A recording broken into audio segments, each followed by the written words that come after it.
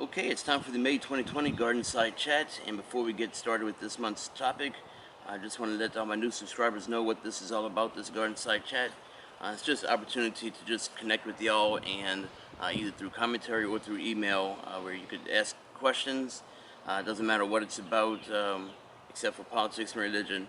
It doesn't have to be about gardening, it could be about whatever, and it's not that I know anything better than y'all, it's just fun little thing just to interact, where I will look up information if I don't have the information myself already. It could be about anything, my favorite candy, my favorite food, um, what I drive, or whatever the case is. So yeah, that's through email or through commentary. Usually my friend Howard picks from the hat, but due to the current situation, he's staying away. If there's nothing that people ask me, either I let him take it or I'll come up with my own question. So for May 2020, Gardenside Chat, no one had any questions, so the topic for this month is about tomatoes. And one of the first things is what they call determinate or indeterminate tomatoes.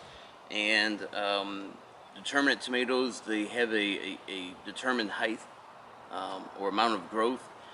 Indeterminate, they'll just keep on growing as long as they're able to keep on growing. Conditions are right, they'll keep on growing. So Creole tomatoes, they're indeterminate. Big beef that I have on the side here, those are indeterminate.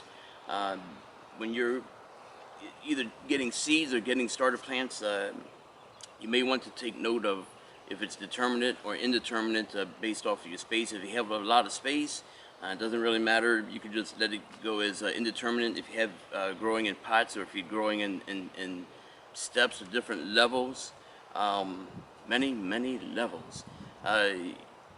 Or if you're like on a balcony or something, you may want like a determinate type of tomato.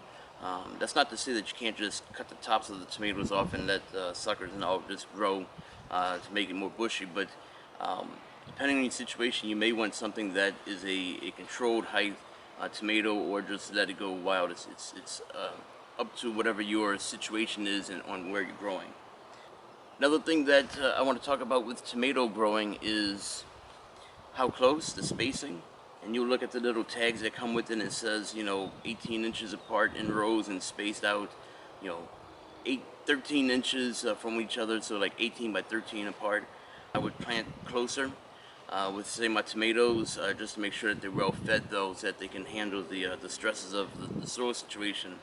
But I don't generally follow these guidelines with regards to planting tomatoes and other things, because the closer they are, the more you have, you can choke out weeds and that type of thing.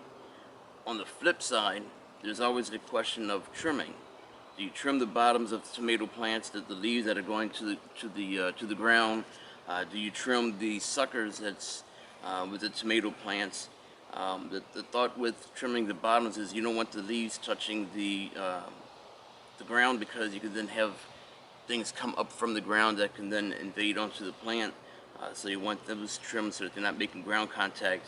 Another thing that people mention is that you want to trim so that you can have airflow throughout the plants. You don't want it to be stifled and no airflow, and then if you have rains, especially at night, you can get mold and everything else growing around the plants. It can get too congested.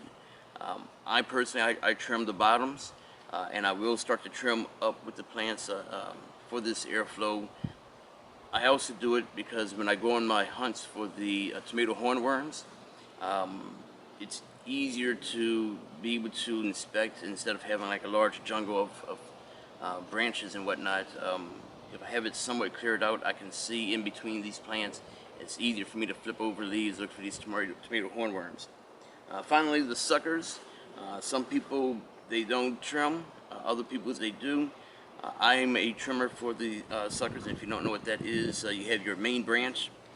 So your main branch coming up, and then you have like your main stem, and then you have your little leaf coming over like this here. There's your leaves, wee, flapping in the wind. In between that, there will be what appears to be like another main branch that wants to come out. As the name suggests, it's a sucker where it sucks away nutrients and whatnot, or resources from the main plant, and it sucks it away from the actual tomatoes. Some people don't worry about it. They just let their plants just do what they want to do. Again, other folks, I'm one of them. I trim off the suckers. I have indeterminate plants, so I don't need these extra offshoots going all over the place. Um, I'm growing tomatoes. I'm not just growing plants. So if I'm going to have a certain amount of resources, I want the resources to go to the tomatoes and for the overall health of the plant. I don't want to just be growing extra greenery just for the sake of growing extra greenery. So, y'all trim, don't trim. You take out the suckers, the bottoms. Um, Let me know in commentary. Any questions? You can do it through email, strawhatvideo@gmail.com, or you can leave commentary.